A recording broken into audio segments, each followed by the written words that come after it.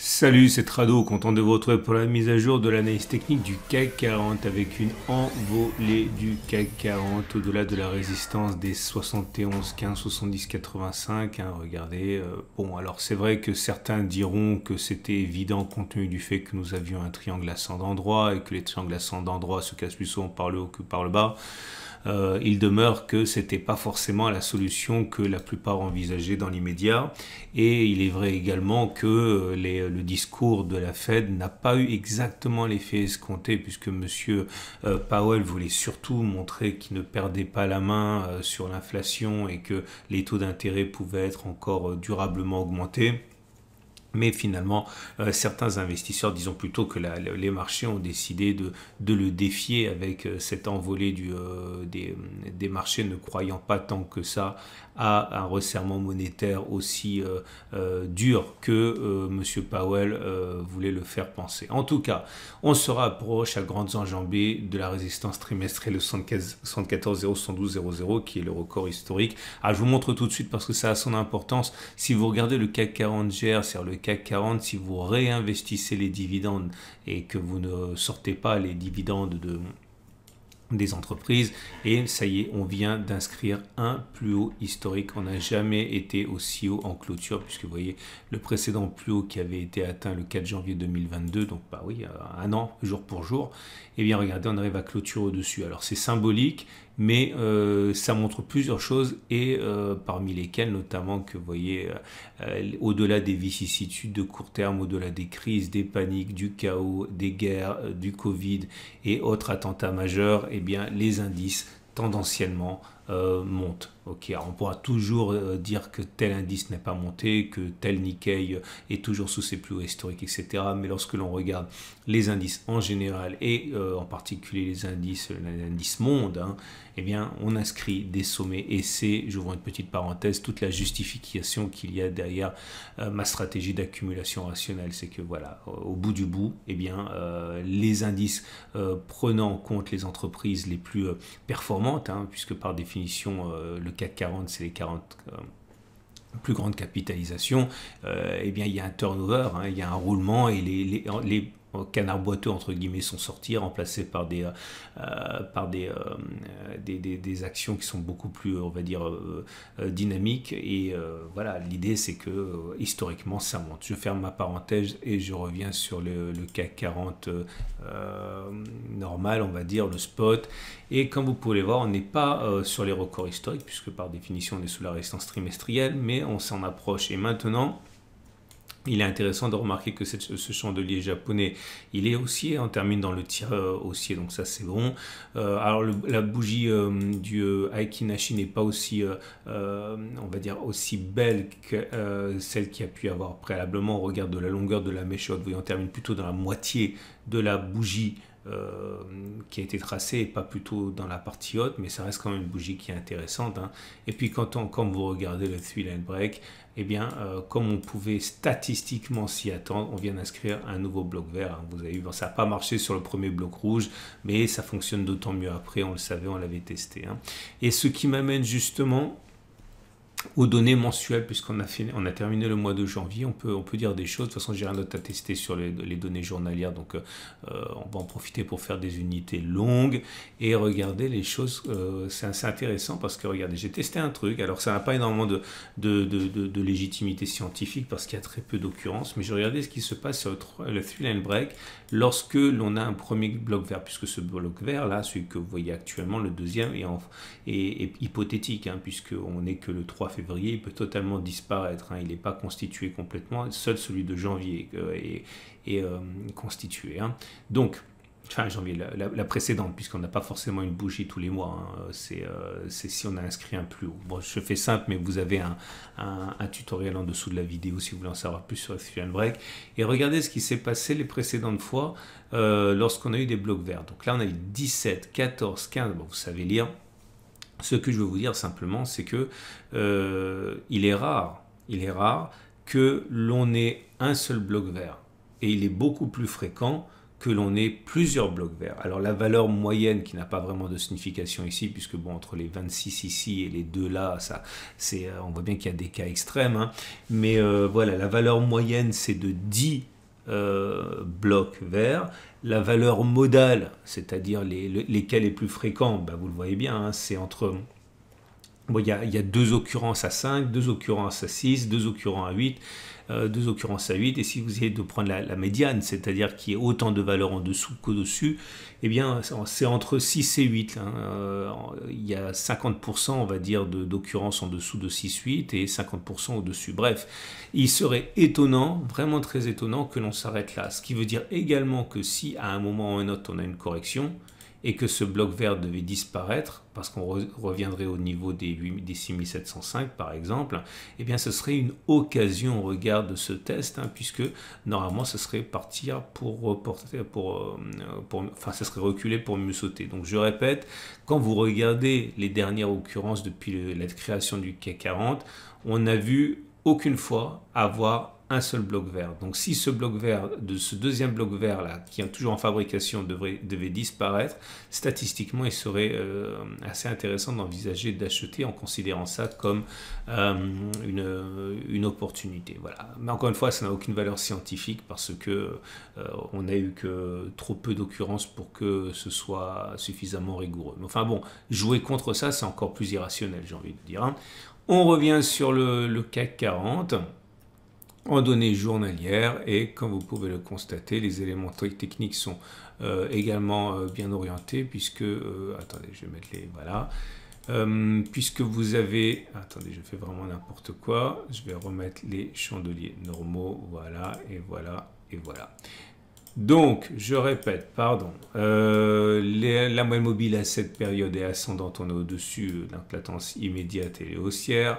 La moyenne mobile à 20 périodes est ascendante et on est au-dessus, donc la tendance générale elle est haussière. La moyenne mobile à 50 jours est ascendante et on est au-dessus, la tendance de fond est haussière et la tendance de long terme est également haussière. Les bandes de Bollinger sont en opposition, d'ailleurs on est venu les toucher, j'avais expliqué, hein, que beaucoup considèrent que c'est une résistance dynamique, hein, donc à prendre en considération. Le SAR, fin de corps. Ok, ça arrive, il était baissier, redevient haussier et je vous rappelle que statistiquement, on testera ça demain, lorsque l'on casse à la hausse le SAR, il est rare que l'on casse à la baisse le SAR avant que d'avoir fait un plus haut. Clairement, il est plus plausible que l'on clôture au-dessus de 7167 plutôt que l'on casse le SAR à la baisse. Ce qui nous amène pour terminer à l'Ichimoku.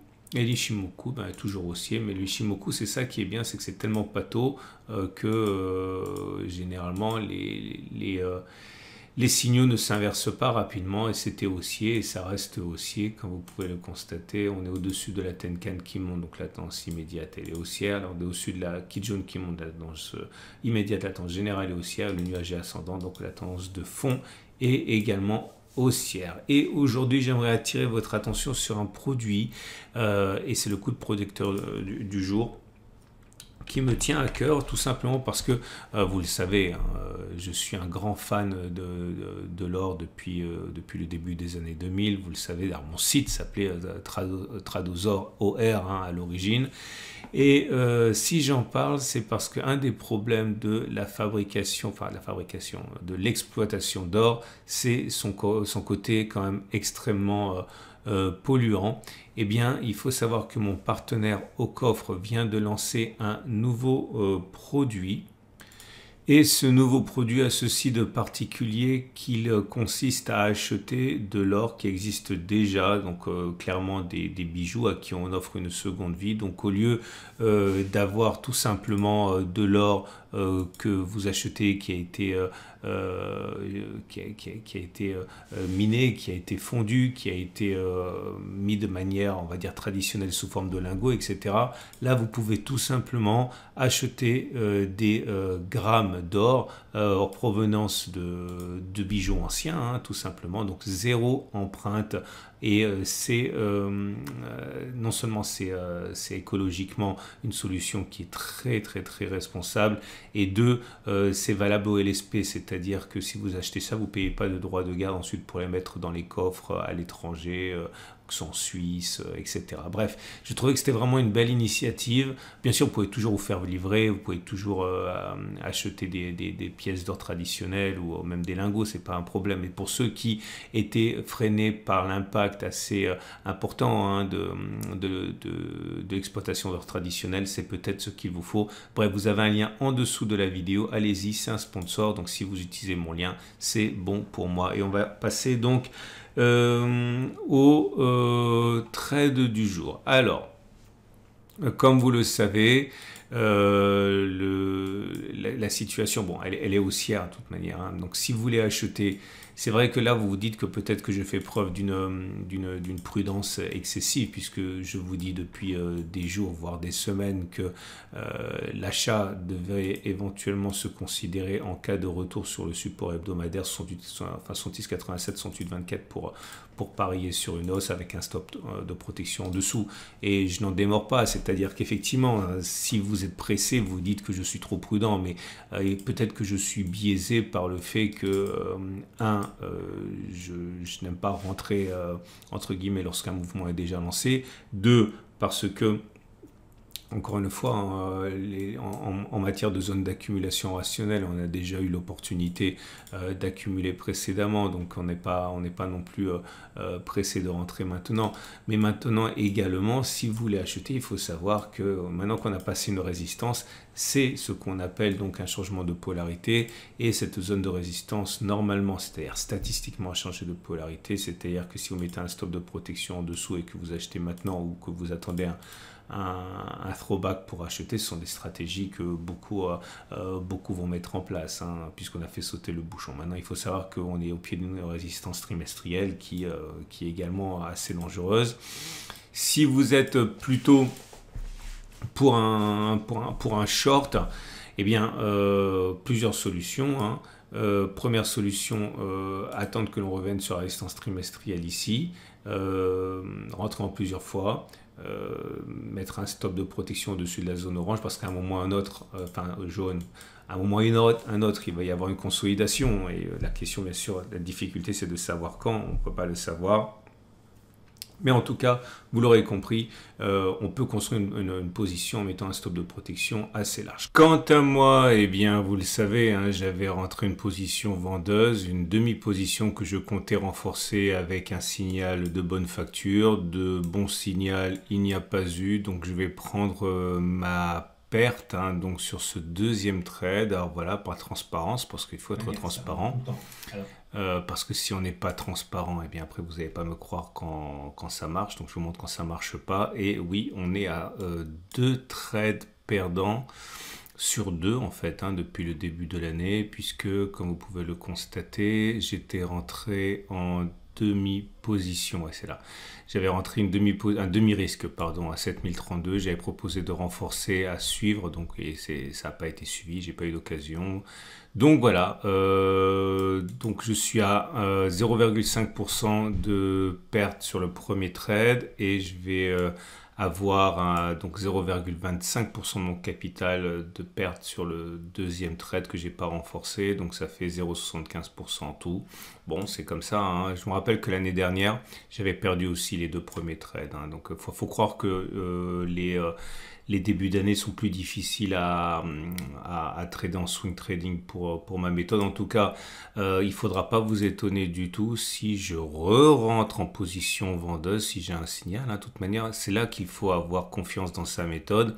Vous savez, quand vous avez une méthode que vous appliquez, que vous avez backtesté depuis des années, que ça fonctionne, quelles que soient les conditions de marché, la dernière des choses que vous voulez faire, c'est un jour faire quelque chose, le jour d'après faire quelque chose de différent avec les mêmes circonstances dans les mêmes setup, c'est la meilleure façon de perdre confiance et la performance vient de la constance. Ok, il faut que vous fassiez encore et encore la même chose si vous savez qu'historiquement ça a fonctionné, si vous avez backtesté quelque chose et que c'est censé pointer vers un certain résultat, et bien il faut continuer encore parce que c'est en faisant les choses 50, 100, 150, 200 fois que l'on tend vers la moyenne historique, l'espérance mathématique théorique, et il faut surtout pas changer d'avis. Donc là effectivement ça fait 2 fois de suite que mon short dans les mêmes conditions échoue. Et bien je ferai ça encore et encore, et je n'ai absolument aucun doute par rapport à ça. Donc voilà, sortie de mon trade à l'ouverture